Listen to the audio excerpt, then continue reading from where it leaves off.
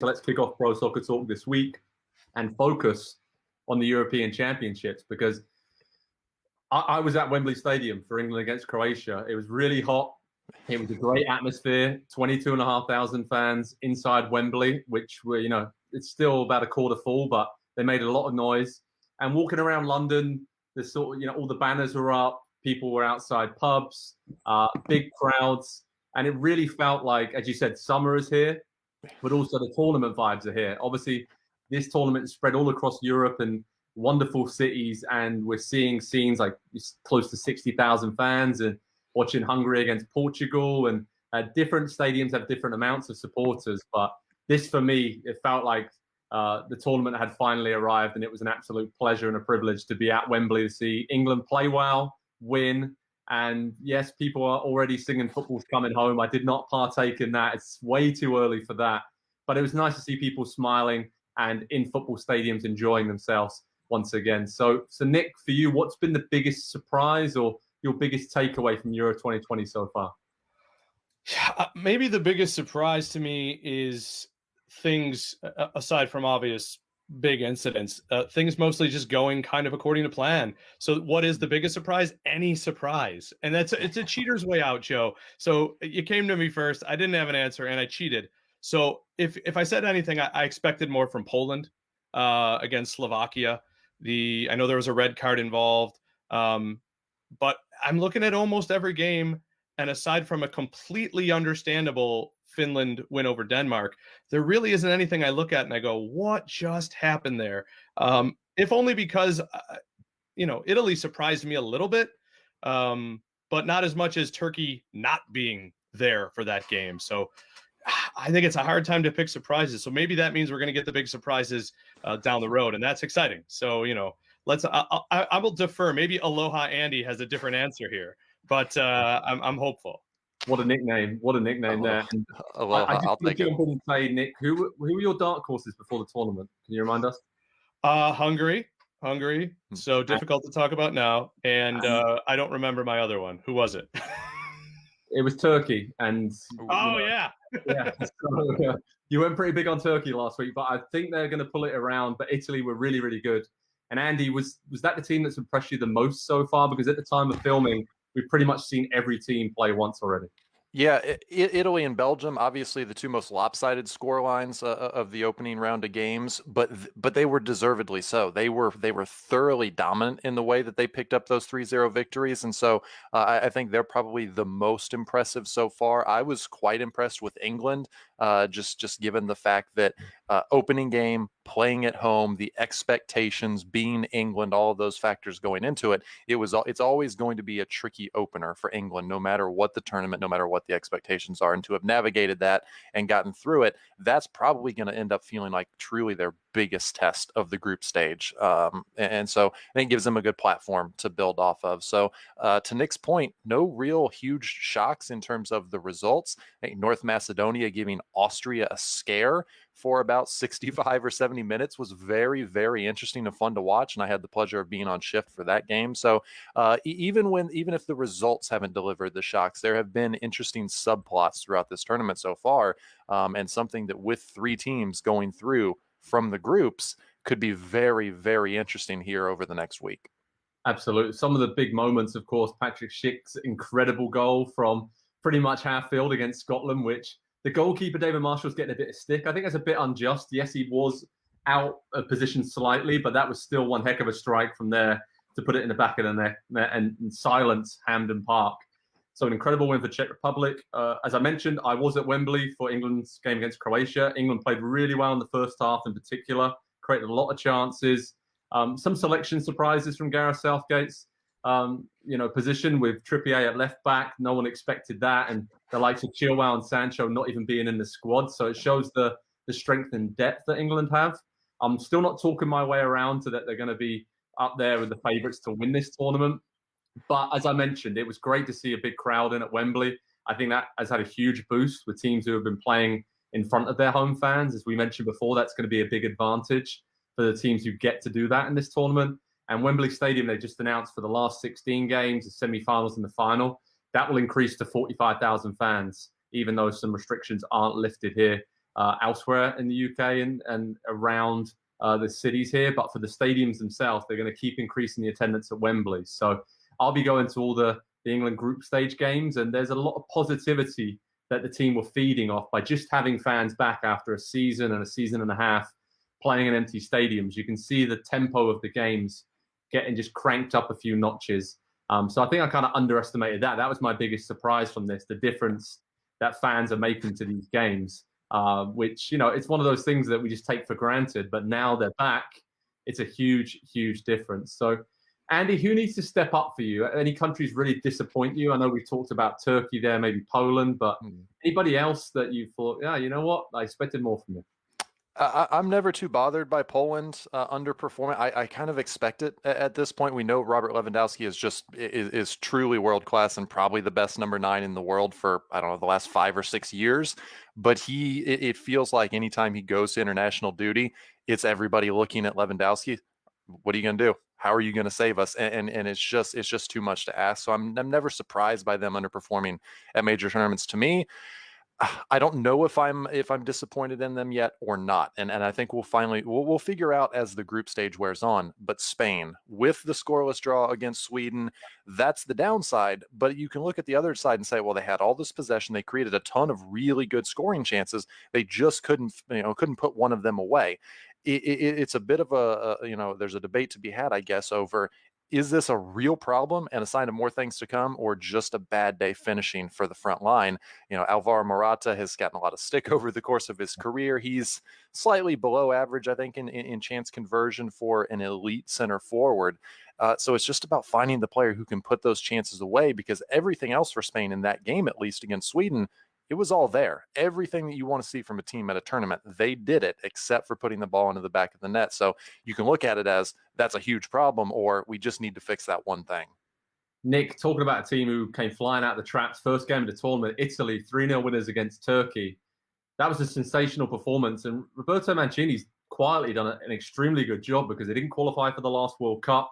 He's kind of just started from scratch. He's got a few experienced players in there, and Bonucci and Chiellini and Immobile up top, and they seem to have a really experienced core, but then they have so many good young players who've been slotted into this. And that high tempo display is not something I think we'd associate with the Italian national team over the years. So what was your big takeaway from Italy? And do you think they're legit contenders for this tournament this time around?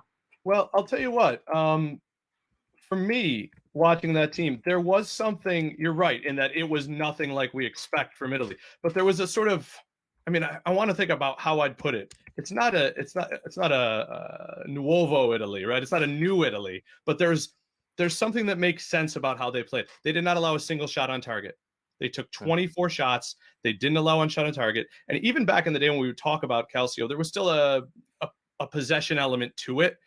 That was a sort of dominance that reminds me of, with Italy, it wasn't always a swagger, right? It wasn't, yes, we knew they were better. Yes, we knew they could win a tournament. Maybe they were a tournament team, but there was a feeling about them. Maybe it's Mancini pulling in his former vibes from other stops, but there was a feeling that we are better. We were asserting ourselves. We're confident in the system. And even though our opponent is looked at by only the smartest people as a dark horse, we are going to control this game and get the job done. And so I'm not even going to point to names of players or which guy did what. It seemed like Italy was moving as a team. And that's when you look at a team and say, you know what? I think there's real danger there. Andy, that's spot on, Nick. And another team that didn't probably play as a team, but were good as individuals was the Netherlands. They snuck past Ukraine in probably the game of the tournament so far. 3-2 win, late winner. Frank de Boer gets a lot of stick, but what did you make of that display? Because they were in control, 2-0 up and cruising, and then Ukraine came flying back with that incredible goal from Andrei Yarmolenko, and then all hell just kind of broke loose in that game, didn't it? So try and break that down for us. And what did we learn about the Netherlands, if anything, that we didn't already know? Well, I think it's probably pretty fair that Frank de Boer has gotten a lot of stick over the years. We had a pretty front row seat to his Crystal Palace days. I won't even say years or months or weeks, the days that he was there. And his time at Atlanta United was also pretty short-lived, where he took over the defending champions and was gone by, I think, mid-season of the next season. So he's not had a super successful career as a manager, and he has essentially failed upward into the Netherlands job, which we know he was a fantastic player and all that goes into that, and the legacy of Frank de Boer.